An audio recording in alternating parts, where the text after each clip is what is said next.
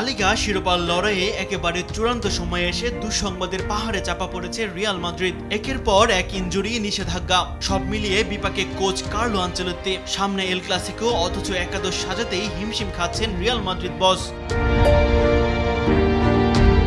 মঙ্গলবার একই দিনে তিনটি বড় ধাক্কা। অস্ত্রোপচার করে ৮ সপ্তাহের জন্য মাঠের বাইরে চলে গেছেন জার্মান ডিফেন্ডার আন্তোনিও রুডিগার। সেই সঙ্গে পেয়েছেন ৬ ম্যাচের নিষেধাজ্ঞাও। ফার্লন মেন্ডি চোটে ছিটকে পড়েছেন অন্তত ১২ সপ্তাহের জন্য। উরুর মাংসপেশি ছিঁড়ে গেছে, অস্ত্রোপচারও অনিবার্য। তালিকায় আছেন ডেভিড আলাবা, বাহাটুর মিনিসকাসের চোট, মাঠের বাইরে থাকবেন ৬ থেকে ৮ সপ্তাহ। আর রুডিগারের সঙ্গে লাল কার্ড দেখা লুকাস বাস্কেসও পেয়েছেন ২ ম্যাচের নিষেধাজ্ঞা।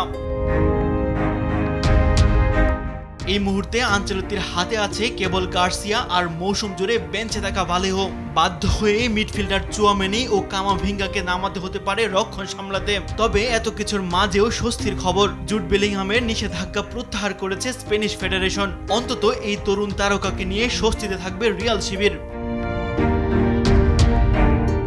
লা লিগায় আর মাত্র ৫ ম্যাচ। শিরোপার দৌড়ে এখনো হাল ছাড়েনি রিয়াল মাদ্রিদ। বার্সেলোনার চেয়ে ৪ পয়েন্টে পিছিয়ে থাকা রিয়ালের সামনে এখন একটাই লক্ষ্য, সামনের এল ক্লাসিকো জিতে শিরোপার আশা টিকিয়ে রাখা।